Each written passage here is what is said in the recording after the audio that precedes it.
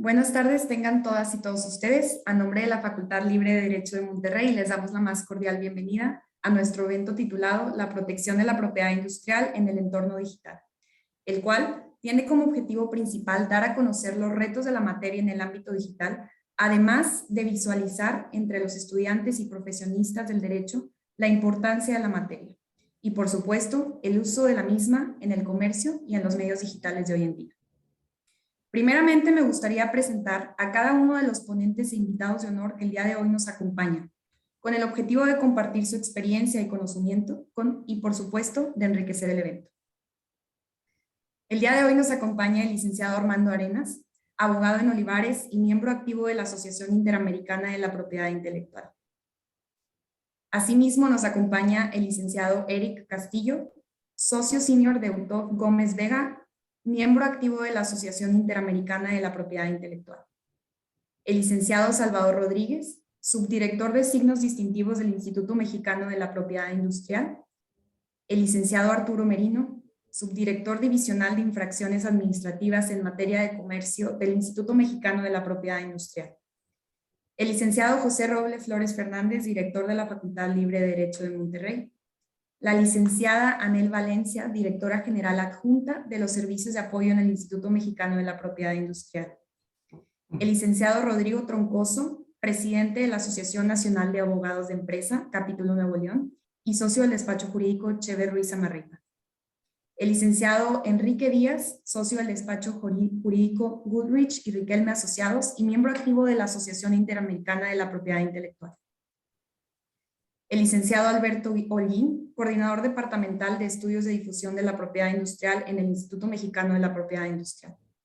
La licenciada Viviana Huerta, directora divisional de promoción y servicios de información tecnológica del Instituto Mexicano de la Propiedad Industrial. El licenciado Gilberto de Hoyos, socio fundador del despacho jurídico de Hoyos Colofón, especializado en materia de propiedad industrial. Y la licenciada Alejandra Garza, socia directora en el despacho jurídico en materia de propiedad intelectual de Hoyos Colofón y miembro activo en la Barra de Mexicanos de Abogados, Capítulo Nuevo León, quien será la moderadora de nuestro evento. Para comenzar, les solicitamos de favor mantener sus micrófonos y cámaras apagadas y les cedo la palabra a la licenciada Alejandra Garza. Muchas gracias. Muy buenas noches a todos. Gracias a todos nuestros expositores también por acompañarnos, a la Facultad Libre de Derecho de Monterrey. Muchas gracias por haber organizado este evento. Vamos a iniciar con la primera exposición del licenciado Salvador Rodríguez. Cada expositor, les voy a comentar un poco sobre la dinámica que vamos a llevar a cabo en las próximas horas. Cada expositor tiene 20 minutos para poder platicar sobre su tema y vamos a contar con 5 minutos para preguntas y respuestas. Las preguntas les pedimos por favor que las hagan a través del chat y las estaremos leyendo para que el expositor nos pueda hacer el favor de responderles. En determinado caso que se pase del tiempo, les voy a avisar para poder continuar con la siguiente exposición, o si nos pasamos también las preguntas, para continuar con la siguiente exposición y evitar que esto se alargue más del tiempo establecido. Sin más por el momento, pues le cedemos la palabra, por favor, al licenciado Salvador Rodríguez, subdirector de signos distintivos del Instituto Mexicano de la Propiedad Industrial. Muchas gracias. Buenas noches a todos. Para mí es un gusto estar aquí con ustedes y compartir un poco, pues, toda la nueva ley que entró en vigor, ¿no? Entonces, bueno, pues, creo que tenemos poco tiempo, así es que vamos a empezar. Les voy a compartir la pantalla de una pequeña presentación. ¿Ahí ya la ven ahí o...? Sí, sí se ve. ¿Sí? Sí. Bueno. ¿Y si se ve la pantalla completa o no necesitan ver algo? No, se ve como si fuera la presentación de PowerPoint, entonces ahí está, ya va.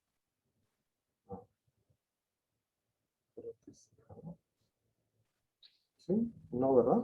No, todavía no entra. Ya, ahora sí. Ahí está. Bueno, pues en esta pequeña plática e intervención pues vamos a hablar un poco de las novedades que establece la nueva Ley Federal de Protección a la Propiedad Industrial, ¿no? Entonces, bueno, ¿cómo es el camino de esta nueva ley? Pues bueno, pues se aprobó obviamente en la Cámara de Senadores, después se aprobó en la Cámara de Diputados, se promulgó el 1 de julio de 2020 y el 5 de noviembre de 2020 entró en vigor la nueva ley. Entonces, ¿qué pasó con la ley de la propiedad industrial, que era la ley que venía pues regulando la materia de propiedad industrial desde 1994? Entonces, bueno, pues esa ley quedó abrogada. ¿Qué pasó con las solicitudes en trámite que estaban en ese proceso? Bueno, pues continuarían su tramitación conforme a la ley en que se presentó hasta su conclusión, ¿no? También hay algunas otras cosas que siguieron teniendo efectos conforme a esa ley. Y así quedó la estructura de la nueva ley federal, ¿no? Con los títulos, con cada uno de los títulos, en especial el capítulo 4 de las marcas y avisos comerciales, que es lo que veremos a continuación. Entonces, bueno, dentro de las novedades de la nueva ley, esta es una muy importante, es respecto a la vigencia de los signos distintivos. En la ley anterior, la vigencia de los signos distintivos contaba a partir de la fecha de presentación de la solicitud.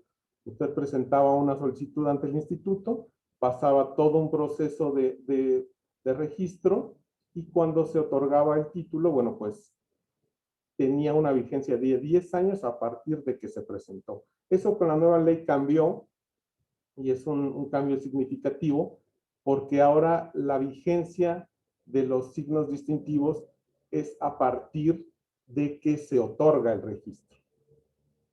Entonces, esa les comento un poco por qué cambió este proceso de la vigencia de los signos distintivos de su fecha de presentación a su fecha de registro.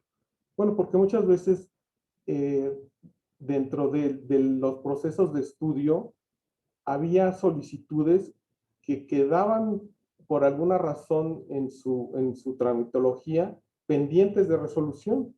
Y estas solicitudes podían resolverse después incluso de pasados los 10 años que tuvieran esa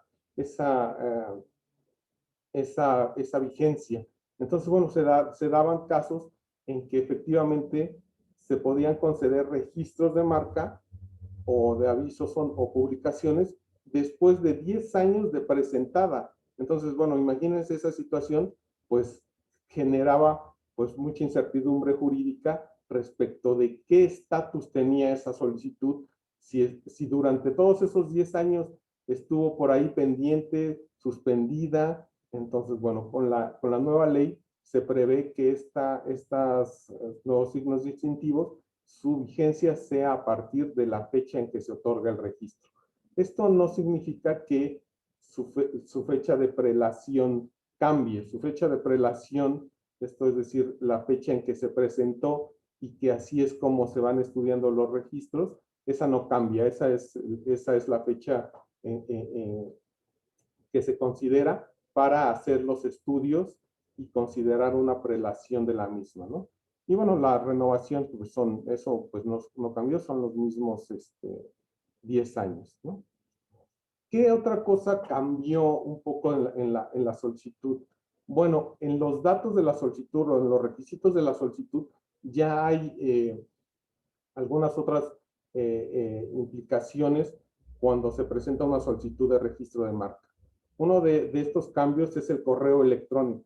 El correo electrónico es muy importante que se indique ya en la solicitud, porque bueno, el instituto tiene ya distintos mecanismos electrónicos en donde es mucho más sencillo contactar a los solicitantes, notificarles cuestiones, resoluciones, incluso cuando se publica en alguna gaceta, alguna resolución que emite el instituto, se dispara un correo electrónico al solicitante para que pueda saber que hay alguna notificación que pueda tener y pues que si es algún requisito que lo pudiera contestar o si es alguna resolución pues también que se pueda notificar, ¿no?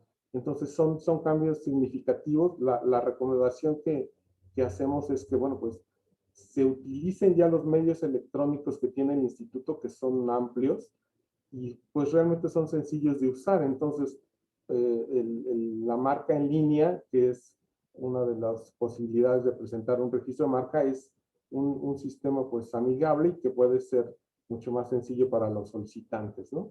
Otra de los cambios que establece la presentación o los requisitos de la solicitud es que ahora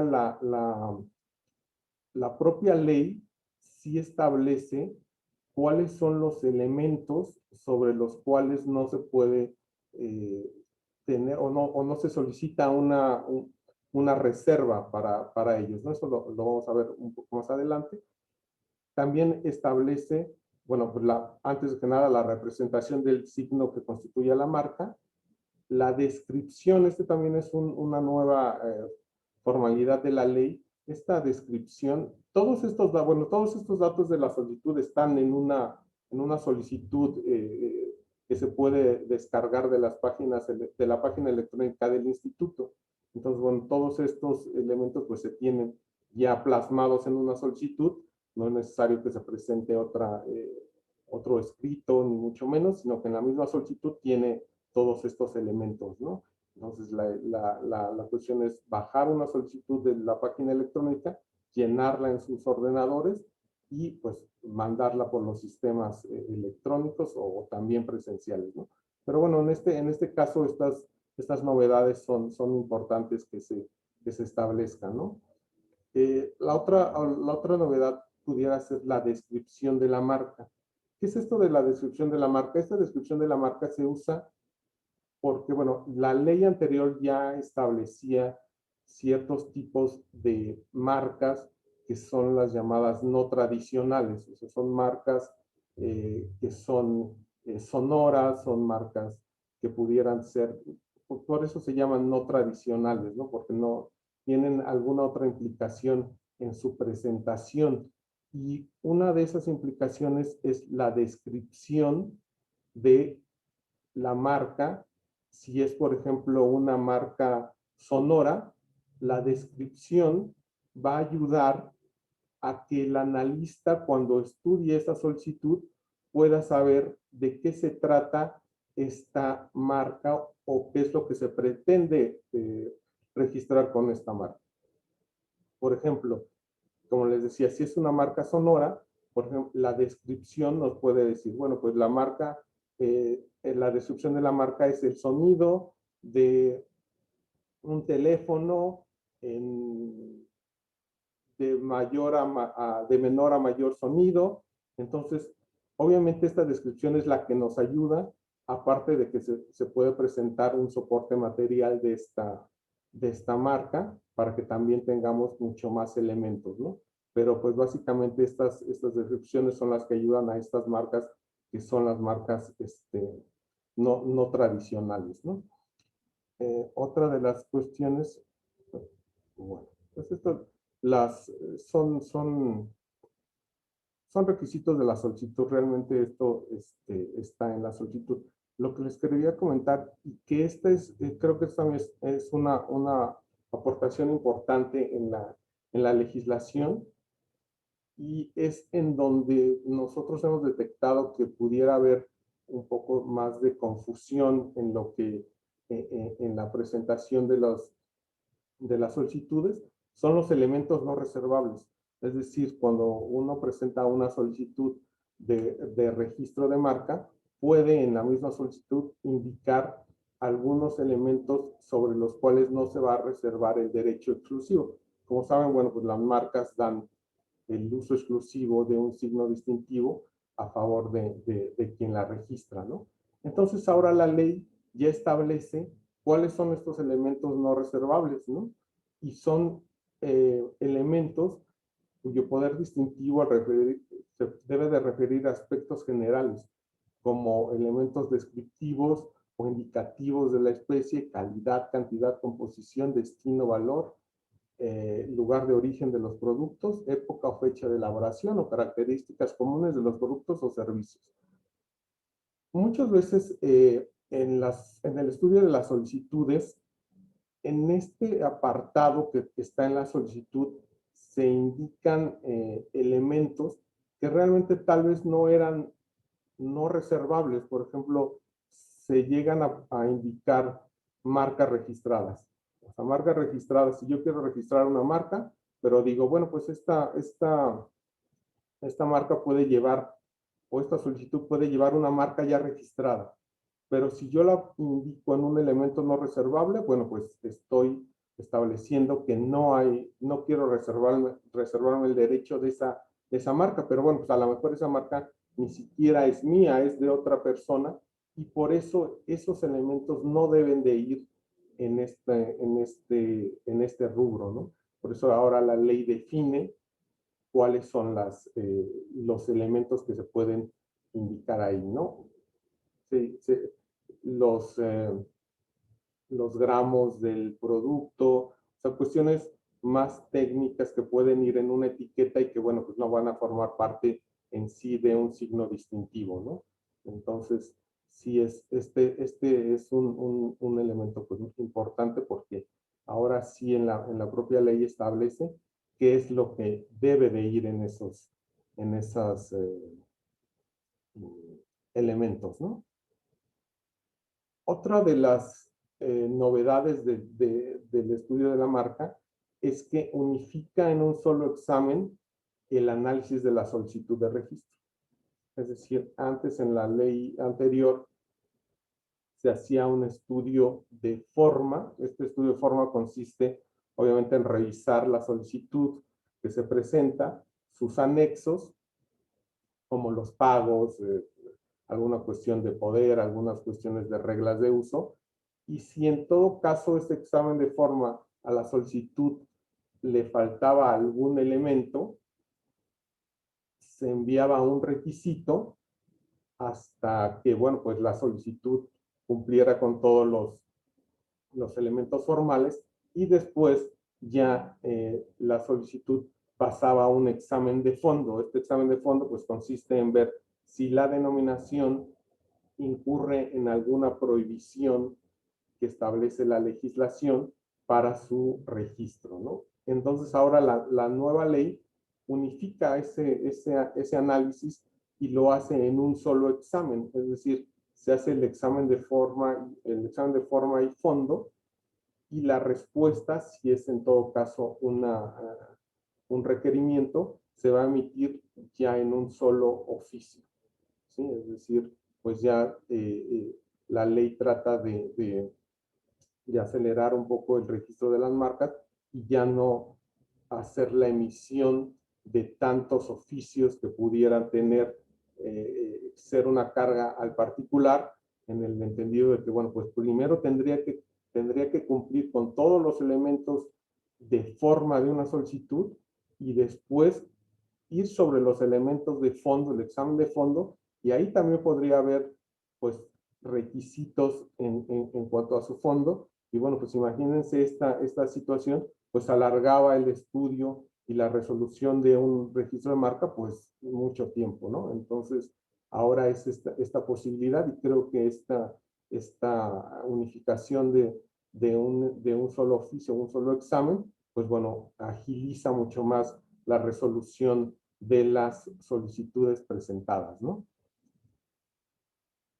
Otra de las novedades es la oposición. Bueno, la oposición ya se venía manejando en las otras legislaciones, pero bueno, ahora la oposición está como que mucho más clara en cómo se debe de presentar la oposición y qué es lo que se debe de hacer en una oposición.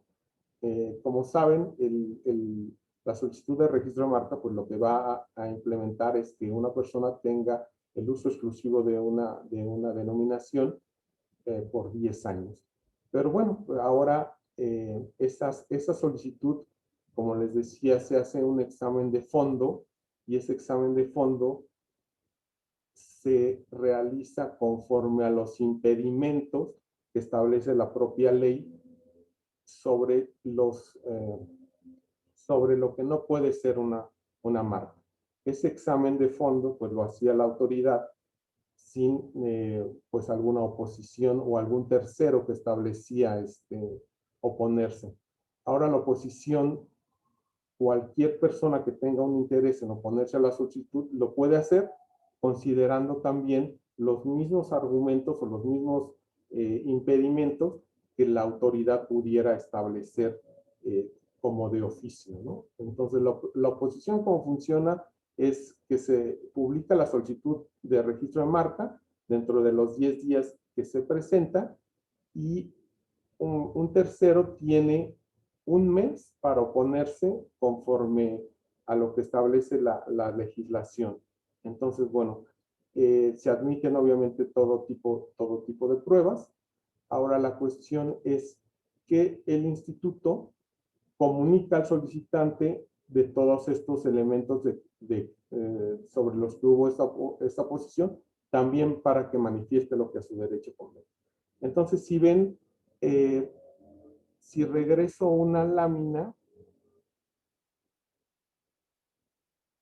el unificar el estudio del análisis de la solicitud ahora implica, pues, si es, por ejemplo, un requerimiento, si la solicitud tuvo un impedimento de forma y un impedimento de fondo y una oposición, pues se le hace saber al solicitante que debe de contestar o manifestar lo que su derecho convenga sobre estos, pues, 3 elementos, ¿no? Entonces, de ahí puede haber, pues, combinaciones de oficios, ¿no? Es decir, puede haber una solicitud que tenga un requisito de forma, tal vez no de fondo, pero sí una oposición. Entonces, bueno, esta oposición es muy importante porque le da a los particulares una posibilidad de oponerse realmente con argumentos sobre una solicitud de registro de marca que este tercero pues considera que está invadiendo su derecho, ¿no? Entonces, sí estas oposiciones se han incrementado. Obviamente estas oposiciones pues ayudan también a la autoridad a veces al estudio del registro de marca, porque bueno, pues imagínense quién mejor pudiera oponerse a una solicitud que alguien que pudiera tener o pensar que sus derechos son invadidos con un registro de marca. Otra de las... Licenciado, Sí, dígame. discúlpeme, licenciado, ya nos encontramos sobre el tiempo. No me digan. Sí, ya me mandaron el mensaje que ya está. Entonces, si le parece, podemos pasar con las preguntas. Sí, bueno, nada más les comento rápido que también son como 3 láminas. Denme la oportunidad. También se estableció la mala fe, ya una definición pues más breve y pues como mucho más útil. Se establecieron también ahí las posibilidades de acuerdo de coexistencia. Se elimina la obligación de inscribir licencias ante el instituto, posibilita al beneficiario de un gravamen a continuar con los derechos de su registro. La declaración de uso, que bueno, pues está también establecida en la legislación. Entonces, bueno, pues me imagino que habrá algunas preguntas. Fue muy corto, pero bueno, cualquier Muchas gracias, pregunta licenciado. para contestar. Claro que sí, muchísimas gracias. Aquí efectivamente tenemos 2 preguntas. Tratándose de marcas sonoras, ¿existe un límite en cuanto a la duración del sonido que ampare la misma? Pues sí, porque a final de cuentas, un signo distintivo, ¿qué debe de tener un signo distintivo? Bueno, si lo vemos en equiparar en un diseño, bueno, pues debe de ser precisamente eso distintivo. Entonces, bueno, si un sonido que distingue un producto o un servicio, también debe de llevar esa situación de ser distintivo. Entonces, por ejemplo, ¿quién no conoce cuando enciende el Netflix el sonido que hace cuando aparece la N? Esa es una marca que pudiera ser una marca sonora. Un sonido de un teléfono, de una compañía telefónica, puede ser una marca sonora. Si estos sonidos o esta serie de sonidos son muy extensos, realmente va a haber una distintividad sobre ese sonido, sobre un producto o un servicio. Eso es algo importante que podemos determinar, ¿no? Es decir, si yo mi marca sonora es toda una canción o una serie de sonidos, pues no interminables, pero sí muy continuos, me identificaría a mí como o al público consumidor, identificaría ese producto como o lo distinguiría más bien ese producto sobre otros productos como de la misma especie o de la misma clase. Entonces, bueno, la idea es que estas marcas que son sonoras, pues sean lo suficientemente distintivas en sus tiempos para que tenga esa percepción el público consumidor de este sentido de la sonoridad de la marca, ¿no? Si vemos, hay otros ejemplos en la cátedra, pues el rugido de la Metro Golden Mayer, ¿no? Es un rugido de un león que, pues ven, son mucho más, son sonidos mucho más cortos. Si vamos ahora a la tecnología y a lo que se usa ahora en todas las redes sociales, si ven, la información cada vez es más corta. Empezaron tal vez con twitters muy cortos. Ahora, por ejemplo, la red social TikTok son videos de 10 segundos. Y esos videos, pues bueno, pues incluso te transmiten algo, alguna cuestión. Se puede hacer igual con las marcas que son sonoras. O sea, que al oírlo inmediatamente me lleven al producto o al servicio que estoy dando, ¿no? Entonces, la recomendación es esa, ¿no? Para que las marcas sonoras sean, pues, inmediatas para que puedan identificar productos, ¿no? Perfecto. Muchísimas gracias, licenciado. Por el tiempo ya no nos da oportunidad de leer las otras preguntas, pero a ver, pero bueno, sí, es que estábamos viendo sobre el tiempo, me estaban avisando, pero muchísimas gracias, licenciado, por su exposición y por los puntos más importantes que tuvo sobre esta nueva ley que se aprobó en el 2020. Muchísimas gracias. De todas formas, pues les dejaría mi correo electrónico y con todo gusto, todas las preguntas que pudieron establecerse, con gusto las contestaría de manera inmediata. Perfecto. Muchísimas gracias, licenciado. Continuando con el programa, le cedemos la palabra al licenciado Arturo Merino, subdirector divisional de infracciones administrativas en materia de comercio del Instituto Mexicano de la Propiedad Industrial. Tenemos 20 minutos y 5 minutos para preguntas posteriores. Muchas gracias. Licenciado, está en mute. Listo. Ahí sí ya me escuchan, ¿no? Sí. ¿Me escuchan? Sí. Ah, perfecto. Buenas noches a todos. El tema que voy a darles ahorita, voy a tratar de ser lo más breve posible para que nos dé el tiempo. Voy a compartirles la pantalla.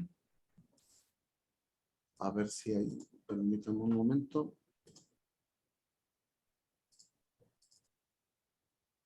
¿Sí la ven ahí completa? Está licenciado. en... Sí se ve, sí se ve. ¿Sí? Solamente sería así, puede ponerle F5 para que se amplíe.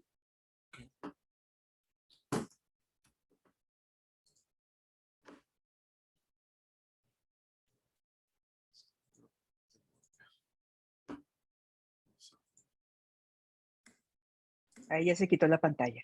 Sí. A ver si ahora sí. Sí, Me parece que ahí está, ¿verdad? No, ahí está. todavía no aparece. Todavía no por ahí. aparece. A ver. Si gusta volver a proyectarla, y ahí sí lo alcanzamos a ver. Sí.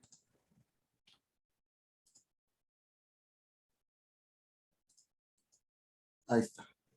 Súper. Sí. Sí Sí. la ven completa, ¿verdad? Perfecto. Igual y póngale abajito donde dice presentación, ahí, porque no se ve completa. Se supone No que ahí pasa a nada la... si no, Sí. Así se ve bien, así se ve bien. Perfecto. No se preocupe. Bueno, pues muchas gracias. Es que ando con dos pantallas aquí. Voy a pasar. Ahí está. A ver si así me deja un poquito. A ver, perdón acá. Bueno, buenas noches a todos. Voy a tratar de dar unas generalidades acerca del tema que me tocó platicar con ustedes. Y antes que nada vamos a comentar un poquito qué es lo que sucede con Internet, con el entorno digital, cuál es el problema que se genera por el uso no autorizado de obras y más o menos de qué trata el problema, ¿no? Este problema se genera a través de o por la facilidad, la rapidez que conlleva el uso de Internet para compartir obras sin autorización, obras protegidas por el derecho de autor o por los derechos conexos, así como derechos de propiedad industrial como podrían ser los signos distintivos.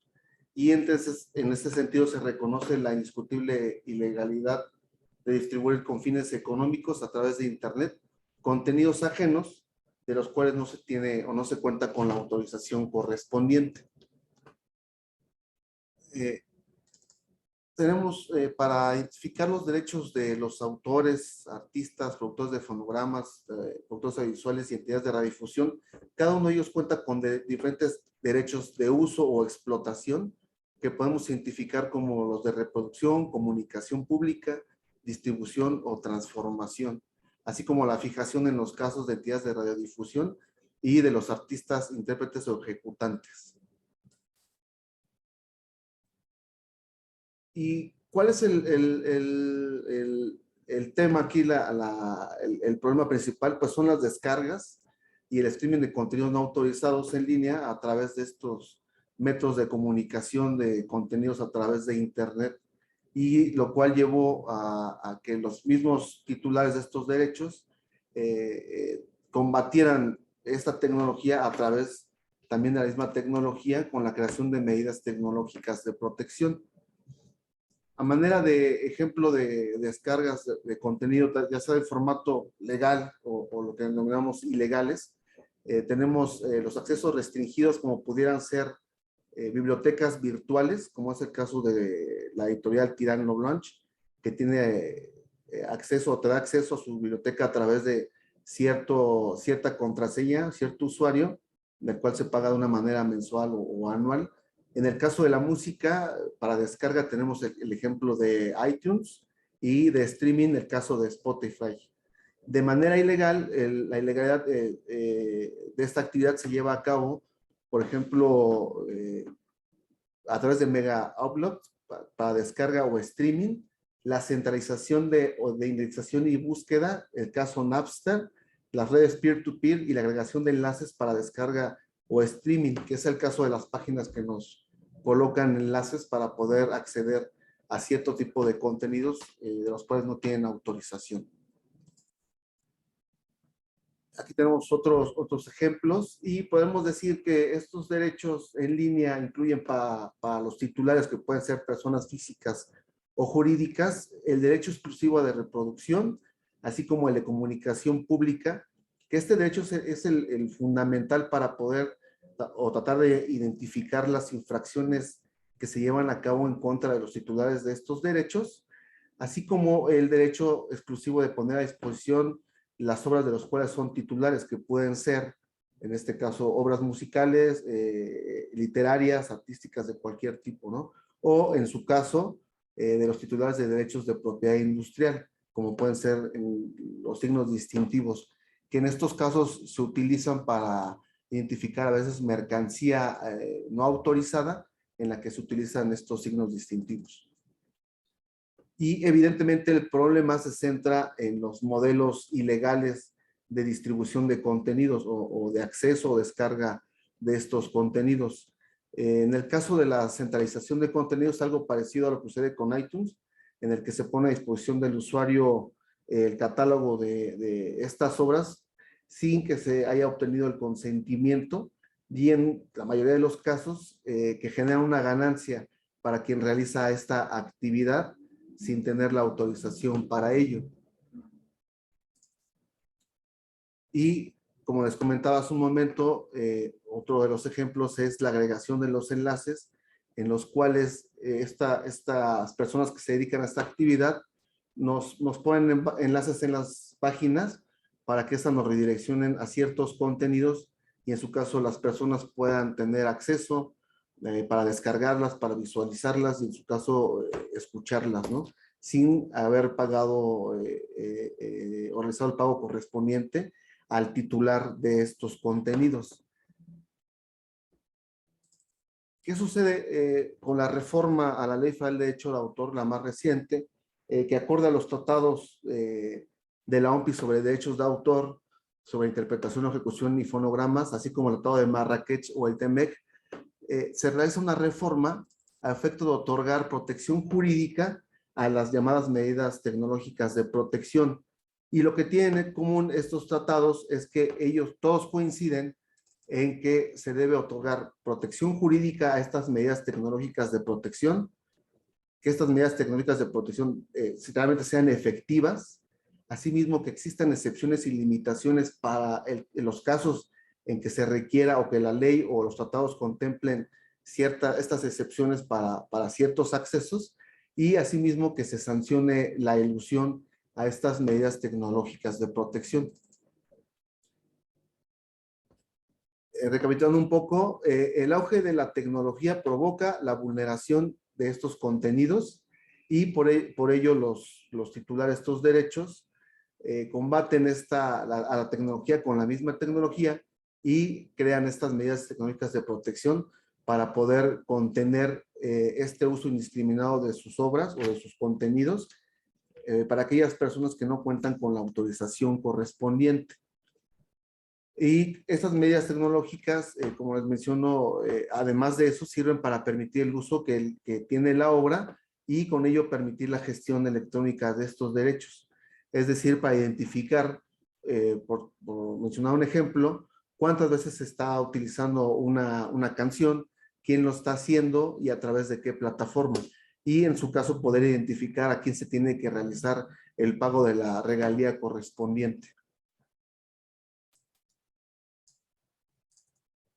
Es así que a las obras o a los contenidos se les dota de un medio de protección adicional a los que ya contemplaba la ley, que en primera instancia es la propia ley la que otorga protección a las obras y posteriormente los titulares implementan estas medidas tecnológicas de protección como una medida adicional y ahora la ley otorga a esta medida tecnológica la tutela jurídica que le corresponde para poder sancionar en su caso estos contenidos sin autorización correspondiente.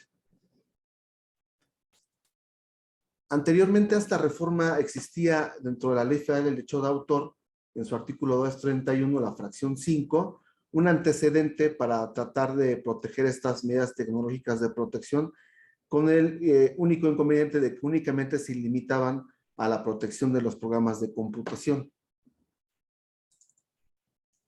Posteriormente, ahora con la reforma del 1 de julio del 2020, se adiciona un nuevo capítulo, el denominado capítulo 5, que se intitula de las medidas tecnológicas de protección, la información sobre la gestión de derechos y los proveedores de servicios de Internet. En la Ley Federal de Protección a la Propiedad Industrial tenemos ahora que se regula el procedimiento para sancionar estas infracciones, dentro del título sexto y el séptimo. En el primero, los requisitos que debe cumplir cada una de las solicitudes que se presentan ante el instituto, así como de las visitas de inspección y las notificaciones correspondientes. Y en el título séptimo, entre otras cosas, los elementos que se deben determinar para imponer las sanciones correspondientes a los presuntos infractores. Ahora bien, como les había mencionado, estas láminas a forma de resumen de lo que les he comentado, y con la finalidad de que nos dé un poquito más de tiempo, les las hago llegar para que la tengan, y es básicamente lo que les he mencionado antes. ¿Por qué surgen estas medidas, este tipo de protección? Ejemplos de esta implementación de las medidas tecnológicas, y cuáles son las sanciones, y en su caso algunas de las excepciones que contempla la ley. ¿Qué implica eludir una medida tecnológica? Bueno, pues implica ser sancionado por una infracción en materia de comercio, en primera instancia por el uso no autorizado de la obra que sea realizada con fines de lucro, y por otra parte, una sanción adicional por la elusión a la medida tecnológica de protección, y que esto implica una multa que va de los 1,000 hasta los 20,000 veces el valor diario de la unidad de medida y actualización. Es decir, que eludir una medida tecnológica de protección, así como la creación y distribución de herramientas para eludir una medida tecnológica, son conductas que ahora se sanciona por la Ley Federal del Derecho de Autor. Ahora bien, ¿qué pasa con los proveedores de servicios de Internet? Estos son intermediarios que transmiten, enrutan, suministran conexiones para comunicaciones digitales en línea, sin que implique por parte de ellos la modificación de los contenidos. Asimismo, también realizan el almacenamiento intermedio y transitorio de forma automática. Ejemplo de estos proveedores de acceso o de servicios de Internet son Easy, Telmex, Axtel y Total Play. Es decir, estos proveedores de servicio son los que, podríamos decir, son los que nos proveen el servicio de Wi-Fi, por ejemplo, en nuestros hogares, ¿no? Para poder acceder a Internet. Y asimismo tenemos también proveedores de servicios en línea, que son aquellos que almacenan temporalmente, por proceso automático o a petición de un usuario, cierto tipo de contenidos, como podrían ser en este caso Facebook, Instagram, Twitter, por citar algunos de ellos, ¿no? En los que el usuario es quien sube los contenidos a estas plataformas. Estos proveedores de servicios de Internet, o en su caso la ley prevé la figura del puerto seguro, en el cual los proveedores de servicios de Internet de origen no son responsables de los daños y perjuicios que se pudieran causar por las infracciones que se cometan a través de este uso de obras en sus redes, ¿no? Siempre que estos no controlen o inicien o dirijan la conducta infractora, o en su caso que ellos a sabiendas de que esté llevando a cabo esta conducta la sigan permitiendo. Y lo mismo sucede para los proveedores de acceso y de servicios, que no son en ningún caso responsables cuando incluyan y no interfieran con medidas tecnológicas efectivas que protejan material protegido por la Ley Federal del Derecho de Autor, y en su caso cuando retiene el contenido a través del aviso del titular del derecho, o en su caso con una resolución de autoridad competente, que en este caso pudiera ser el Instituto Mexicano de la Propiedad Industrial. Así también tenemos la figura del aviso y retirada, en el que se genera en primera instancia un aviso por parte del titular del derecho al proveedor de servicio en línea para que retire el contenido del cual él acredita ser el titular y que no ha dado la autorización correspondiente. En este caso, el proveedor de servicio realiza el retiro del contenido y notifica a la persona que subió el contenido para que en su caso, realice un contraaviso, ¿sí? Y en su caso, acredite esa autorización para poder utilizar este contenido.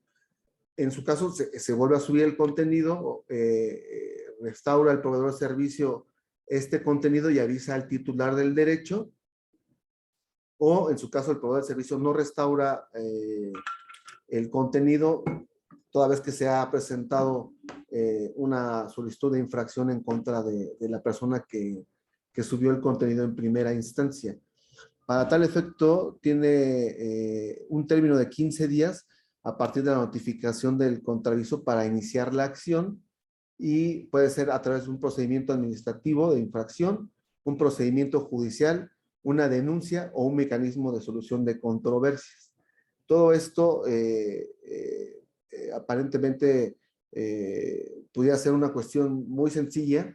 Sin embargo, también para quien realice un aviso falso, también la ley prevé una multa que va de los 1,000 hasta los 20,000 UMAS, en este caso que se señala como titular del derecho, o al proveedor de servicio en línea por no retirar el contenido, o en su caso una sanción para la persona que realiza un contraaviso falso, que también va de una multa de los 1,000 hasta los 20,000 UMAS por realizar este aviso falso.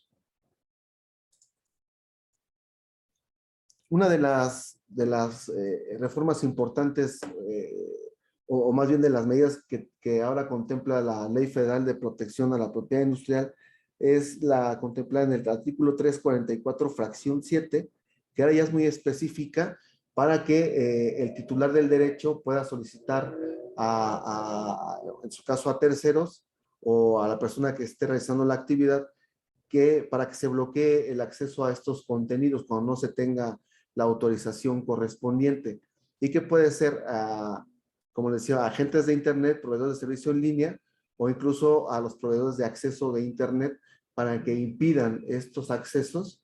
Y esta reforma o esta nueva medida deriva de la propia experiencia que ya ha tenido el instituto con otros asuntos que se han tramitado aquí, y de los cuales la Suprema Corte nos ha dado ya como la pauta para tener los elementos que deben de estar presentes para poder otorgar este tipo de medidas, y que en este caso es que estén previstas en ley, como les mencionaba, ahora ya lo están, que estar basadas en un fin legítimo, es decir, que al realizar el estudio ponderado de la apariencia del buen derecho, se deben tutelar los derechos de propiedad intelectual, y en este caso que sean necesarias y proporcionales, es decir, que en un momento determinado se debe señalar de todo el contenido de un cierto sitio web si es una parte o la parte que está afectando al titular del derecho, o en su caso acreditar que es todo el contenido que se está poniendo a disposición de los usuarios de estos contenidos.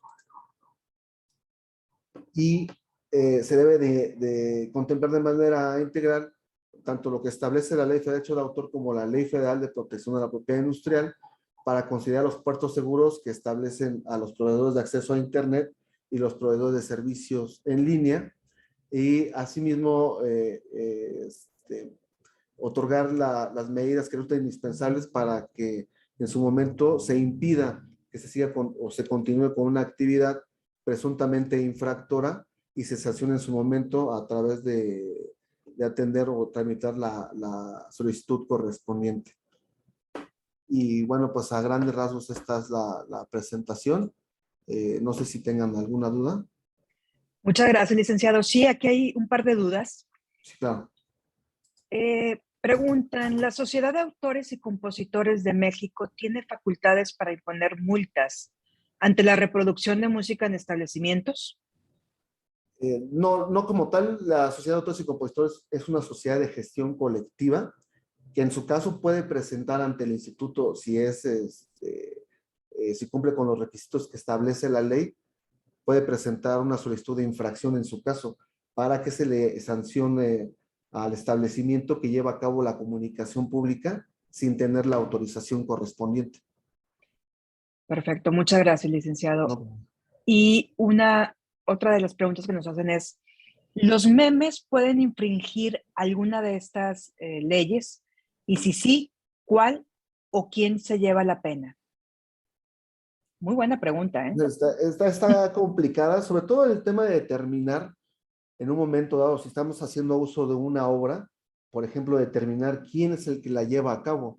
Sobre todo que un meme pues, se hace viral, y pues tendríamos que, o en su caso, determinar el origen, ¿no? La fuente del meme, por decirlo de alguna manera, y si fuera por ley federal de derecho de autor, que me parece que sería la ley aplicable al caso, cumplir los requisitos para, en su caso, ser una infracción en materia de comercio, que se acredite la conducta o que está realizando, por ejemplo, comunicación pública, que esta actividad sea llevada a cabo con fines de lucro y que la obra sea utilizada o explotada sin la autorización de la persona que legalmente la pueda otorgar.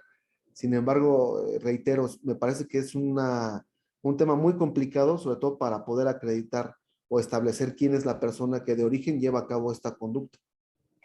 Y considerando también que, por ejemplo, a veces los memes son parodias, ¿no? Y las parodias dentro de, hasta cierto punto, no infringen per se. Por ejemplo, la imagen de una persona, ¿no? Sí, habría que determinar el caso, como siempre decimos los abogados, depende, ¿no? Depende. El caso, ¿no? En Muy específico, correcto. ya para poder determinar si pudiera haber en su caso alguna infracción. Perfecto. Muchísimas gracias, licenciado. Bueno, nuevamente, gracias por la exposición. Definitivamente estas nuevas medidas de tecnología, a pesar de que ya se utilizaban prácticamente las cartas de cease and desist, bueno, pues ahorita ya está prácticamente legislado y acorde a los tratados internacionales, que este es un punto muy, muy importante señalar, que efectivamente también parte de las modificaciones a la legislación mexicana era para estar acorde a los tratados internacionales. Muchas gracias, licenciado. Gracias también por las preguntas a los participantes y continuamos con nuestro siguiente expositor. Muchas gracias. Buenas noches. Buenas noches. A continuación, el licenciado Eric Castillo, miembro activo de ACIPI. Eric, te cedemos la palabra. Hola, muchas gracias. Yo sigo viendo la presentación aquí en mi pantalla. No sé si la pudieran dejar de compartir.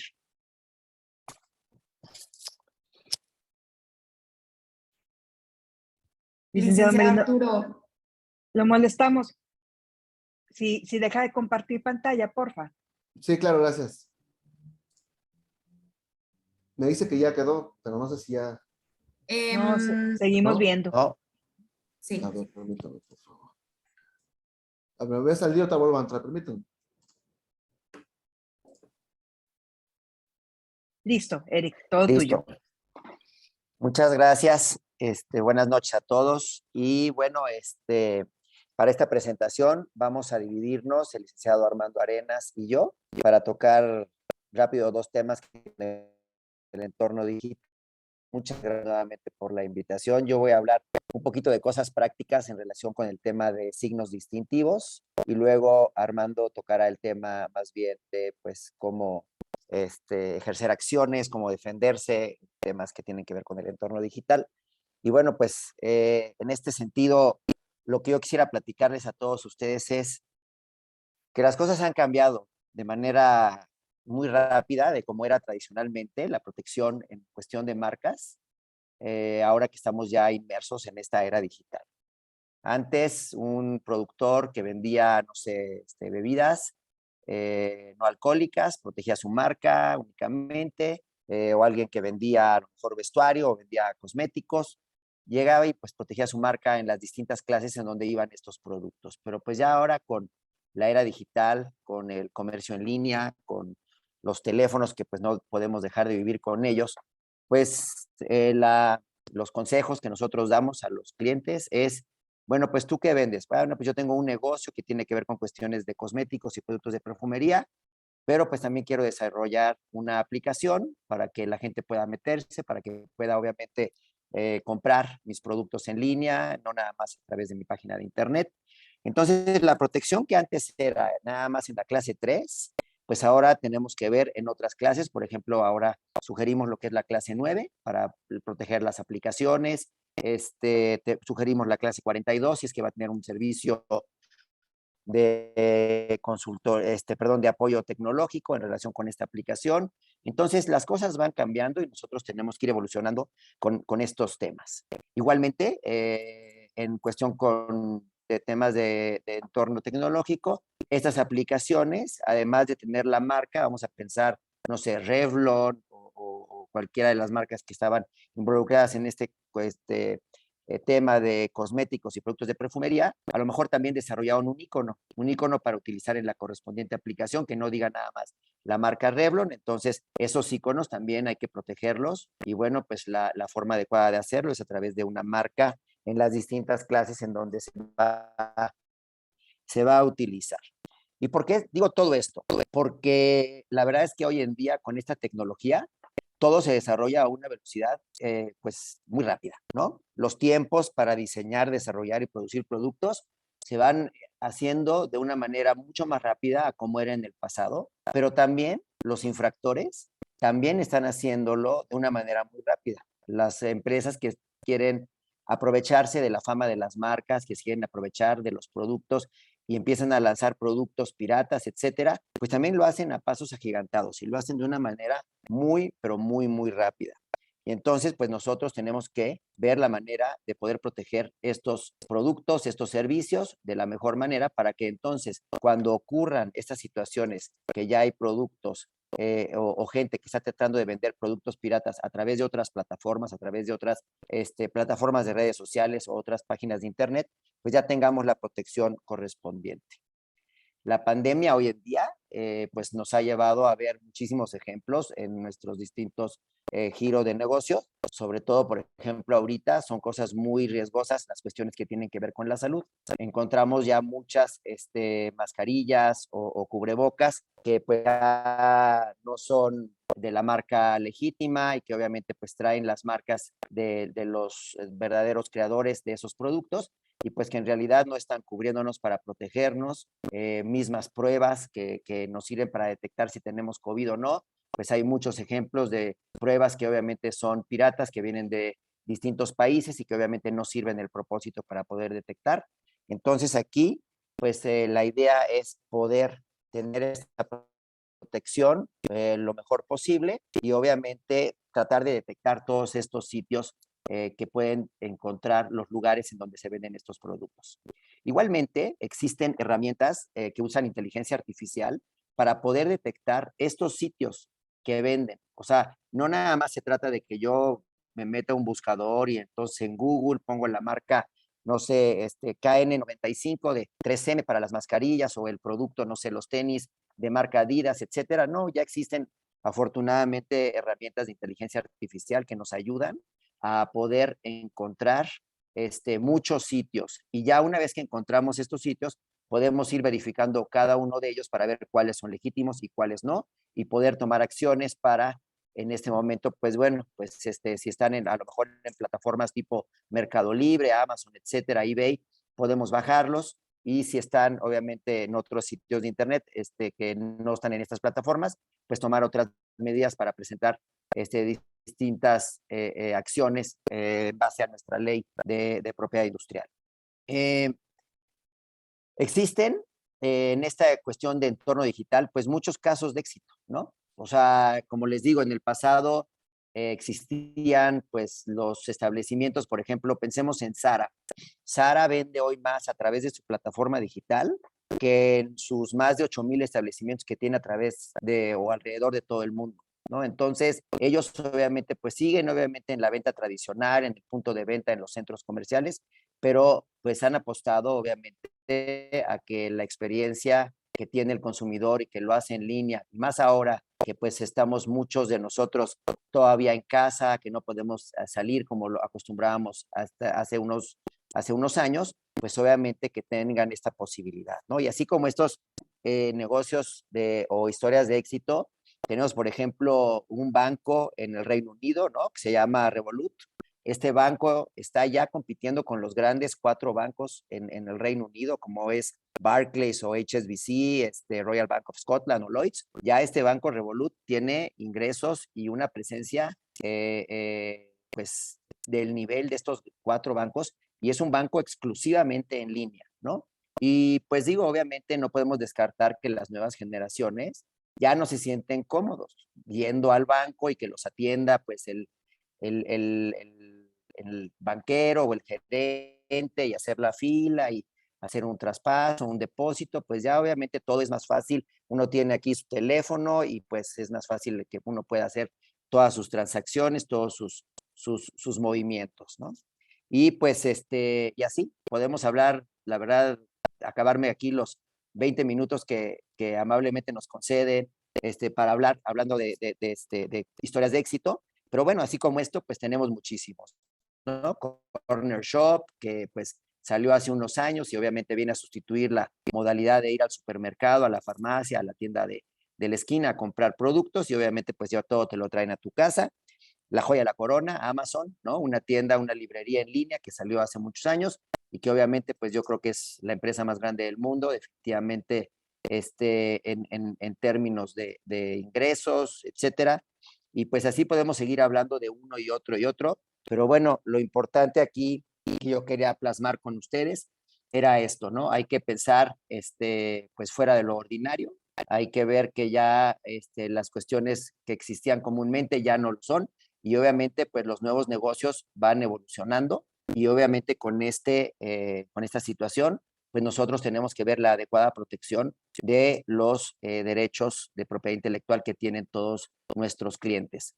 Lo platico obviamente en una cuestión ya práctica, obviamente ya tuvimos la oportunidad de escuchar a nuestros colegas del INPI, que nos hablaron más bien de los temas que trae la ley, pero bueno, yo quise más bien tocar estos temas prácticos y obviamente ponerme a sus órdenes junto con Armando y con nuestro presidente Enrique a través de la Asociación Interamericana de Propiedad Intelectual para aclarar cualquier duda que tenga, invitarlos, obviamente así como tenemos muchos foros y pues bueno, bienvenidos a que participen y pues sigan enriqueciendo sus conocimientos en materia de propiedad intelectual.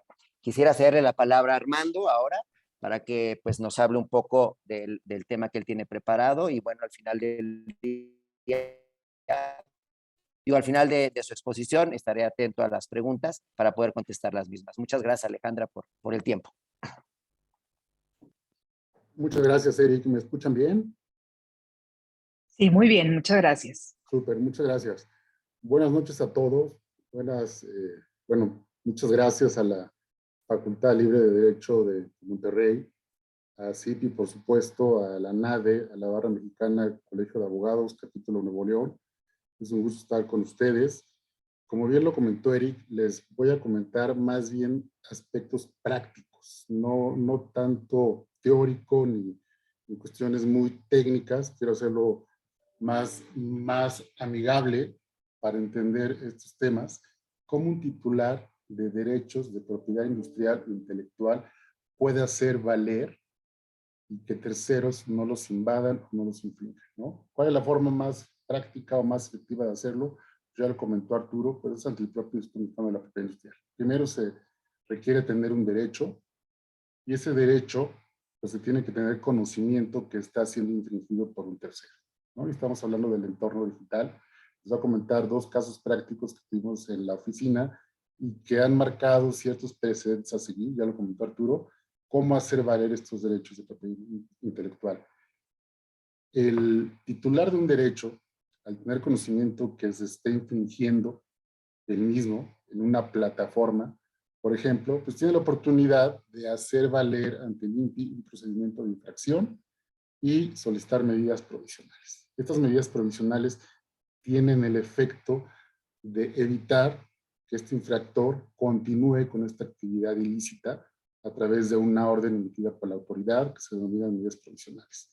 Pero tratándose del entorno digital, ¿cómo es posible que estas medidas sean efectivas y no que esta persona continúe ofreciendo o haciendo uso ilegal de esta marca, por ejemplo, en Internet, ¿no? El INPI, antes de la reforma de la ley, ya ordenaba el bloqueo de estos sitios de Internet. Sin embargo, la Corte, en un asunto que manejamos en la oficina, al analizar estas medidas provisionales, consideró que el bloqueo total de la página de Internet era restrictivo, ¿no? Porque atentaba contra derechos de la libre expresión y el derecho a la información que tienen las personas.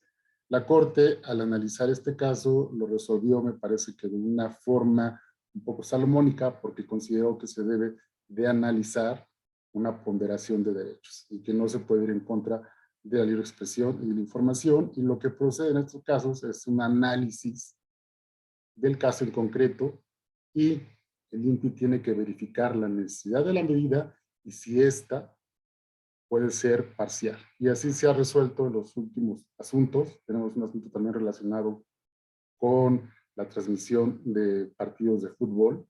Y el INPI, en ese caso, lo que hizo fue implementar medidas dinámicas. ¿A qué me refiero con medidas dinámicas?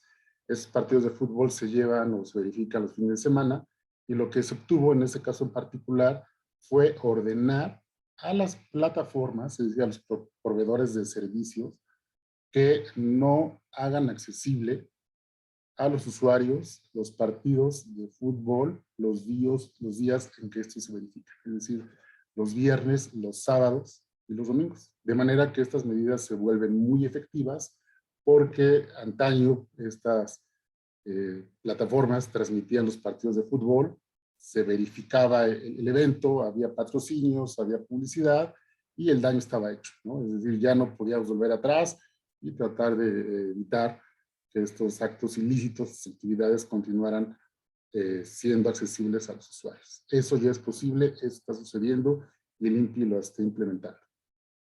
Les comento otro caso de éxito y que también es muy actual, y es el relacionado con los patrocinios en Google. Todos ustedes saben que cuando uno ingresa a la plataforma o a este buscador, si uno pone la palabra o una marca, pues inmediatamente van a aparecer una serie de dominios en los cuales uno, si está buscando justamente esa marca, pues va a aparecer en primer lugar, si es un anuncio pagado, quién está pagando por esa publicidad. Y en este caso, lo que hace Google, pues es tratar de obtener a través de estos terceros, pues dinero en publicidad, y esto se llama reserva de marcas o reserva de palabras. En realidad, Google no verifica si hay o no derechos de propiedad industrial, simple y sencillamente hace la reserva, y quien paga por más visitas aparece en primer lugar el nombre de la empresa o aparece la marca. En este caso, una empresa de servicios financieros se dio cuenta que una competidora pagó por la reserva en la plataforma de publicidad de Google, que se llama Google Ads, y como paga por el uso de esa marca que no le pertenece, aparece en primer lugar, el usuario pincha ese dominio, y eso, desde nuestro punto de vista, constituye un acto de competencia desleal. De competencia desleal, pero hay que acreditarlo, ¿no? Es difícil porque estamos en el entorno digital, y aquí el asunto es interesante porque no hay precedentes, y de lo que eso trata de analizar es que si estamos en presencia o no de uso de marca, como tradicionalmente lo conocemos, y de qué forma se verifica esta afectación. Desde nuestro punto de vista, sí existe un uso de marca, porque el uso no lo hace directamente el proveedor de servicio, pero sí lo hace el anunciante, porque aparece ahí la marca. Si ustedes ahora mismo se meten a Google, le ponen en un buscador de agencia de viajes Booking, lo primero que van a ver ustedes va a ser Best Day, y abajito va a aparecer Booking. Es decir, desde mi punto de vista, Booking se está aprovechando, perdón, Best Day se está aprovechando de Booking porque ha pagado más para que este patrocinio aparezca en su plataforma. Lo que se trata aquí, pues, es de acreditar ese uso de marca, se trata de acreditar quién lo hace, es decir, si es para productos o servicios, y se trata también de acreditar si esta cuestión afecta alguna de las funciones de la marca. Desde mi punto de vista, claramente la afecta una de las funciones más importantes de la marca, que es la relación del titular de la marca con los servicios, ¿no? Es decir, hay una afectación directa a la reputación, hay una afectación directa a cuál es el titular del registro, porque yo estoy buscando un servicio y porque mi competidor pagó porque apareciera su marca en mi página, el consumidor se va a confundir fácilmente y va a pensar que en realidad ese servicio lo estoy ofreciendo yo, cuando no es de esa manera. Lo que hicimos en este caso fue acreditar el uso de marca, esta afectación, esta relación que se puede dar entre el titular y la persona que está usando indebidamente la marca, y se solicitó a Internet la implementación de medidas provisionales y se solicitó que se notificara a Google como tercero que bloqueara a los usuarios el acceso a esta página. Y lo importante de este caso, lo relevante, es que Google contestó, accedió y bloqueó la página.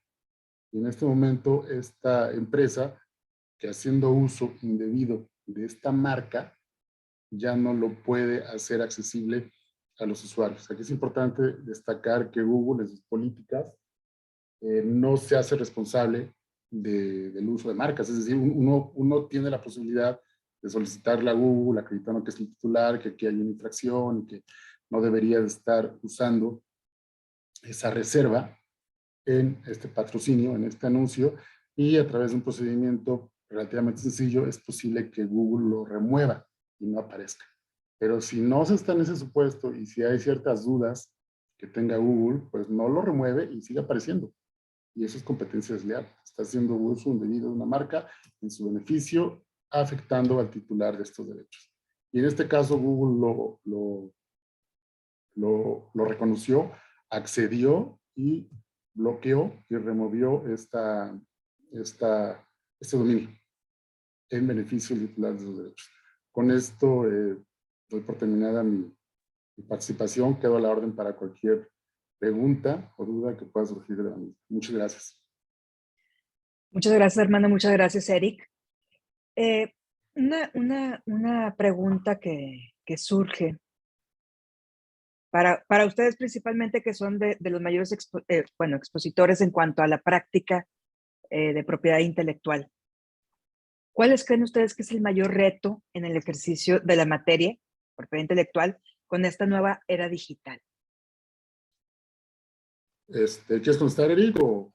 Dale, yo luego te secundo, ahí yo Dale. sigo. Muchas gracias. Desde mi punto de vista, el mayor reto es la efectividad de las medidas. Es decir, estas empresas todo el tiempo se están moviendo, todo el tiempo están solicitando nuevos o están creando nuevos dominios o nuevas referencias en Internet que te redireccionan y es muy difícil estarlos persiguiendo, ¿no? Es decir, hoy salen 10, mañana salen 15, después salen 20, entonces es bien complicado estar dándole seguimiento y que estas medidas sean efectivas. Eso por una parte. Por la otra, los proveedores de Internet pues ven esto como un negocio y no se preocupan tanto por el titular de los derechos. Entonces, desde mi punto de vista, también hay que sensibilizar a estas autoridades y también hay que regular a esos proveedores y hay que regularlos, ¿no? Hay que regularlos porque hasta el día de hoy ellos no son responsables y sus políticas aparecen claramente y no conozco un caso en el cual los hayan hecho responsables por permitir que en su plataforma se pueda hacer uso indebido de estas marcas. Me parece que esos dos son los grandes problemas y el tercero, pues el tratar de obtener criterios uniformes, consistentes de las autoridades, no nada más del INPI, sino también de la Sala Especializada en Intelectual y de los tribunales colegiados, porque en el día a día nos encontramos con criterios en ocasiones contradictorios y eso no abona a tener precedentes uniformes que den seguridad y certidumbre a todos los jugadores, ¿no? Y ello motive inversión, motive seguridad y que todo el mundo sepa a qué está jugando, ¿no? Y yo ahondaría ahí el tema de la prontitud. La verdad es de que todos estos procedimientos, etcétera, pues sí toman mucho tiempo. Y el problema es de que del otro lado, pues está un titular que está siendo afectado y que pues se siente presionado, ¿no? Y entonces, al final del día, pues este titular, sobre todo las compañías multinacionales, tienen experiencia y tienen obviamente ejemplos de decir, bueno, en tal parte se lleva a cabo de esta manera, etcétera. Entonces, pues tienen obviamente un menú muy amplio de decir en dónde sí funciona, en dónde no funciona, y pues las exigencias de que todo esto, sobre todo por la dinámica que hablaba Armando, todo esto que va tan evolucionado tan rápido, pues lo que quieren es que esto ocurra rápido y no que presentas tú la denuncia o el asunto y de repente pues pasan meses, años, etcétera, y pues ya cuando tienes una resolución, etcétera, pues ya al final del día ese evento o esa situación ya no es algo que te interese, ¿no? Entonces creo que también la parte de la prontitud es algo que es un reto y que obviamente, pues creo yo que las autoridades, tanto las administrativas como las judiciales, están tomando cartas en el asunto, que creo que eso es algo muy bueno. Pero bueno, al final del día todo es deseable y obviamente la prontitud es algo que puede servir mucho y que ojalá siga mejorando día con día. Muchas gracias a ambos. Aquí tengo una pregunta bastante interesante. Sobre este nuevo fenómeno de los NFTs, ha permitido a muchos artistas comercializar sus obras con un NFT sin necesidad de recurrir con un intermediario o tener que hacerlo en alguna exposición física como tradicionalmente se acostumbraba. ¿Cuál es la posición del derecho mexicano en cuanto al tema respecto a propiedad intelectual y derechos de autor, así como sus implicaciones? La verdad, aquí es que es un tema novedoso. De verdad está esto, pues es algo que bueno, está de verdad en boga, está tan de moda. Acabo de escuchar yo justamente antier de un caso en Estados Unidos en donde Hermès acaba de demandar a una persona porque sacó un modelo y que decía algo así como algo con la marca Birkin, que es un modelo de la bolsa, y obviamente hubo pues un asunto porque esta persona pues ganó muchísimo dinero con esta venta que hizo, ¿no? De estos NFTs o non-functional tokens, etcétera. Pero pues digo, es un tema tan nuevo que yo creo que vamos a ir aprendiendo honestamente, y no quiero decir que dar palos de ciego, honestamente pues digo, que yo sepa, no hay, o sea, asuntos que se hayan resuelto en México. No sé, Armando, que tiene mucha más experiencia, con nuestro presidente Enrique en la materia de litigio, pero pues es algo tan nuevo que de verdad vamos a ir aprendiendo en relación con estos temas, cómo protegerlos y cómo hacer la parte del enforcement cuando creamos que se vulneran los derechos de alguno de nuestros clientes. Y obviamente ir aprendiendo de lo que está sucediendo, sobre todo en Estados Unidos y en Europa, pues que están obviamente un poquito más evolucionados en relación con el tema.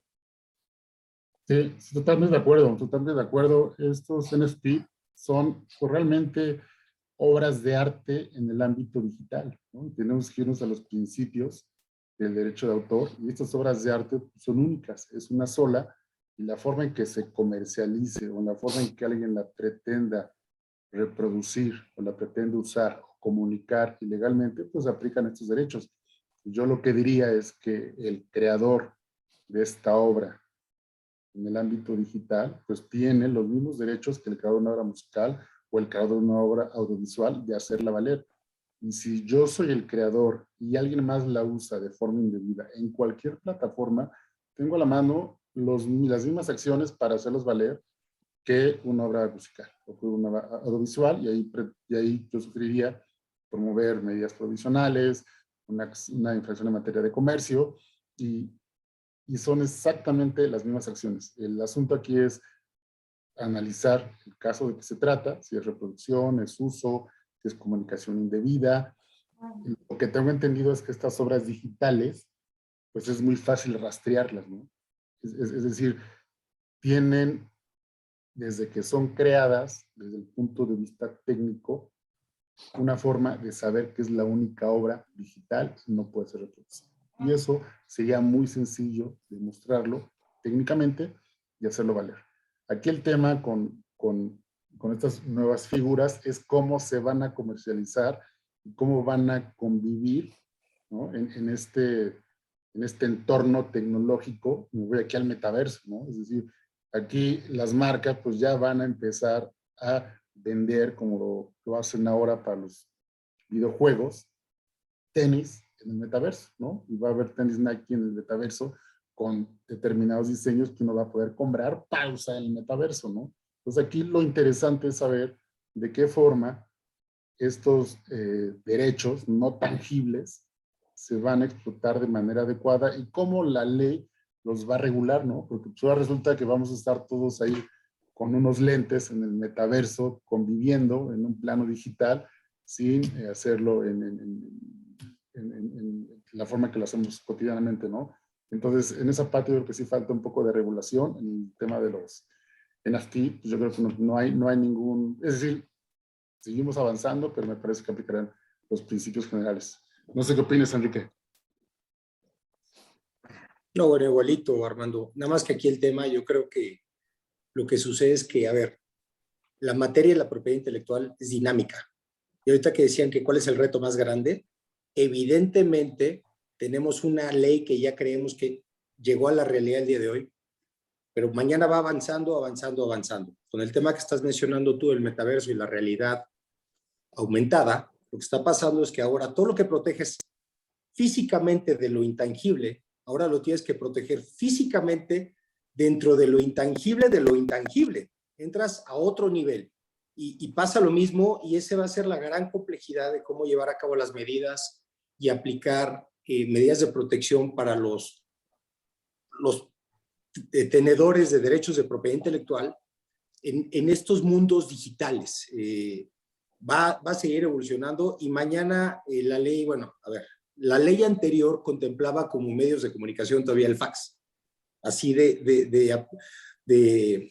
obsoleta estaba. Hoy por hoy eso ya cambió, pero mañana ya vamos a tener nuevos medios tecnológicos que ya rebasaron a la nueva ley actual, y por más que queramos ponerle y lo que venga existido, conocido o por conocer, siempre habrá algo nuevo. Eso es lo complejo de la propiedad intelectual, pero eso es lo bonito de la propiedad intelectual, que a diferencia de muchas materias legales, esta, desde mi punto de vista, es apasionante porque converge con el mundo, con la realidad. Te tienes que envolver en todo, legalmente, tecnología, otras materias. Tienes que estar totalmente metido en todo para poder mantenerte un poquito medio actualizado, ¿no? Y esto seguirá y seguirá y seguirá, y nos moriremos, y cuando nos vayamos seguramente se van a reír de lo que hacemos nosotros. Lo van a ver Bueno. como en la prehistoria. ¿Qué es eso de los NFTs como en la prehistoria? Pero No, bueno. definitivamente creo que justo eso es lo que hace interesante la materia. O sea, eso es lo que le da saborcito al ejercicio de la profesión de los abogados y las abogadas en propiedad intelectual. Definitivamente el reto de ir adaptando la regulación, interpretándola, resolver, pues ahora sí que cuestiones de la vida cotidiana para los que definitivamente la ley no estaba preparada, creo que es pues lo más bonito de la profesión. Oye, yo Es divertido. pudiera hacer un comentario ahí, sobre todo para los alumnos. Yo les pido que exploren un poco la materia. Yo creo que hoy por hoy todos los abogados sabemos que tenemos un mal, que todo el mundo nos ve y todos los clientes nos ven como un mal necesario. Si hay una materia en donde agregamos valor, tanto a las personas físicas como morales, pero sobre todo a la sociedad, es en la propiedad intelectual. El futuro de la sociedad, el crecimiento de los países, el crecimiento de las empresas, la capitalización, está en la propiedad intelectual. Quien lo quiera ver diferente está totalmente equivocado. Revisen la historia de Corea del Sur, 1985. Misma economía, mismo Producto Interno Bruto que México. Su plan de desarrollo se basó en propiedad intelectual. Además de ser dinámica, es apasionante, es una belleza. Yo les digo, si quieren un futuro distinto, la propiedad intelectual puede ser parte de su vida y darles pasión a esta profesión que tenemos, que es el derecho, ¿no? Definitivamente, completamente de acuerdo. Aplausos. Pues qué grandes palabras para concluir esta plática, este seminario con este pues colofón que nos hace Enrique, y pues la verdad creo que coincido con esas palabras, y creo que sí hay que amar a la profesión y definitivamente apoyarla. Pues creo que es un motor importante, uno de tantos en el futuro de este país, ¿no? Correcto, muchísimas gracias. Bueno, pues ya no tengo conclusión que decir, acaba de decir Enrique. No, muchas gracias.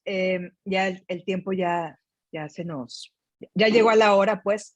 Muchas gracias a todos los que nos acompañaron en este seminario, y muchísimas gracias también a la Facultad Libre de Derecho de Monterrey por haberlo organizado. Muy buenas noches, muchas gracias. Muchísimas María. gracias. Que les vaya muy bien, Buenas hasta noches a luego. todos. Un placer. Gracias, bye, bye.